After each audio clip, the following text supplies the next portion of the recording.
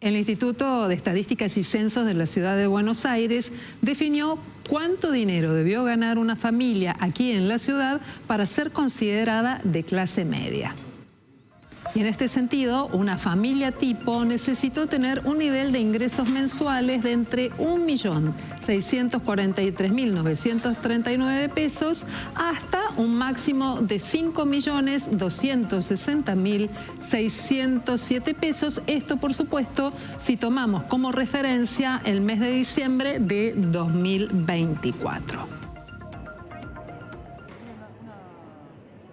Y además, el ingreso medio es una cuestión central para tener en cuenta, para poder definir qué es lo que ocurre con la clase media, de acuerdo con las distintas mediciones comparativas entre lo que significaba diciembre de 2023, lo que ocurrió en 2024 y cuál ha sido el impacto en ese nivel de ingresos de la inflación. Por supuesto, queremos profundizar más este tema porque en la Argentina es una cuestión clásica decir, bueno, pero este país está definido por su clase media.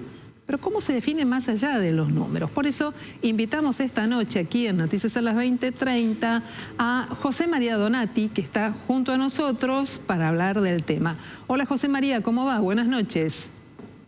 Buenas noches, Silvina. Gracias por el espacio. No, gracias por estar junto a nosotros. Vimos los números, ¿sí? Pero de pronto, si uno piensa hoy, ¿quién puede ganar 5 millones de pesos? O a veces hasta ganar ese piso de los sectores de clase media, sabemos que no es sencillo porque mediciones del INDEC hablaban de un salario promedio en la Argentina que estaba alrededor de $500.000 de pesos. ¿Qué lectura le das a estos indicadores? Bueno, uno se puede quedar con el dato duro que es el que vos señalabas al principio, que para ser de clase media, una familia de 4 integrantes, 2 adultos y 2 menores de edad, tiene que tener ingresos de entre 1.643.000 pesos y 5.260.000.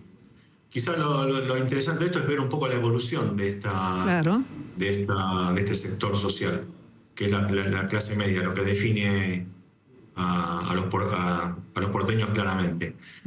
Hoy por hoy, si uno mira los datos del más reciente, de 2024, del tercer trimestre de 2024, tenés que el 46% de la población está comprendida en hogares que, según esta medición, son de clase media.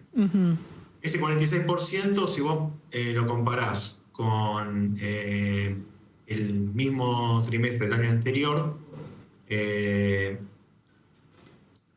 ¿qué te muestra? Tenés ¿Perdón? No, te preguntaba qué te mostraba esa comparación, teniendo en cuenta el periodo de tiempo y el año. Claro, digamos, si uno mira y lo compara con el mejor registro histórico de la serie, es 2017, tenés una variación de casi 10 puntos. ¿En qué sentido esa variación? La clase media era el 55% de la población, hoy es el 46% de la población. ¿Qué pasa en el medio? Bueno, esto está muy incidido por los vaivenes macroeconómicos, por estos indicadores, que es digamos, las condiciones de vida por ingresos, están muy incididos por la situación del mercado laboral, de la tasa de empleo, desempleo y de la situación de los ingresos. Y si mirás un poquito eso, vas a observar que una medición también del IDECBA te indica que digamos, los ingresos en la ciudad vienen creciendo por debajo de la inflación.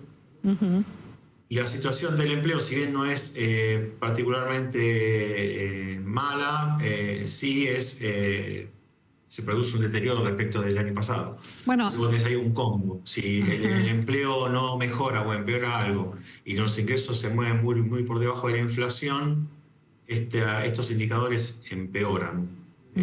Y esto es lo que está sucediendo.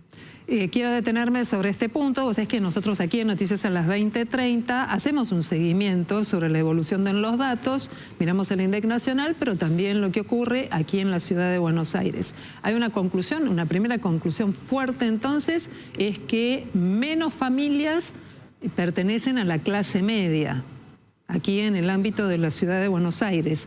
La tendencia señala que se puede recuperar el espacio perdido o que al contrario la sociedad se empobrece de acuerdo con su nivel de ingreso. Bueno, va a depender un poco de lo que pase con los precios y los ingresos en relación a los precios. Eso va a ser la clave. Si los ingresos se recuperan y el empleo se recupera, estos indicadores deberían mejorar. Uno supone que lo peor del ajuste de la macroeconomía ya sucedió. Incluso si uno mira el tercer trimestre, es mejor que el segundo trimestre. La comparación de estos indicadores, la relevante es la interanual. Pero uno no deja a veces de mirar un poco lo que pasó con el trimestre inmediato anterior. Y si uno mira eso, por ahí estos indicadores respecto al trimestre anterior, reitero que la comparación correcta es contra el mismo trimestre del año anterior, pero bueno, entonces como que lo más duro del ajuste se dio en el segundo trimestre. De todas maneras, Si, en si los principio... ingresos se recuperan, se van recuperando respecto a la inflación, esto va a mejorar, si no se mantendrán en estos niveles. Decía que de todas maneras también para este año, si bien es un año electoral, se espera una perspectiva en la cual los ajustes sigan generándose en los diferentes estados, ¿no? En el nacional, pero también en los distintos distritos, con una mirada federal incluso, sobre este punto. ¿Qué significa dejar de pertenecer a ese sector? ¿Cómo se traduce? ¿Qué impacto genera? Bueno, a ver, reitero, vamos de vuelta. Uno puede decir, mira, si vos ganás, si tu ingreso de la familia es 1.643.000, sos de clase media, si te caes por debajo pasás a ser clase media frágil. Esa es la estadística dura. Trae aparejado, digamos, es un paradigma la clase media. Y en términos prácticos significa, bueno, cuando uno empieza a relajar o a ceder cosas que antes tenía incorporadas al consumo habitual. Lo estamos viendo en el caso del consumo de prepagas, que ¿viste? Algunas familias para poder sostenerse pasan a un plan más económico, paso previo por ahí a depender un poco del sistema de salud pública, con la educación lo mismo. Uno puede sostener la cuota de los colegios de los niños hasta un punto, después o depende de la beca o depende un poco de la beca del colegio, si no pasa al sistema público de salud. Pero bueno, significa eso, ceder consumos que están incorporados al acervo casi cultural de los porteños.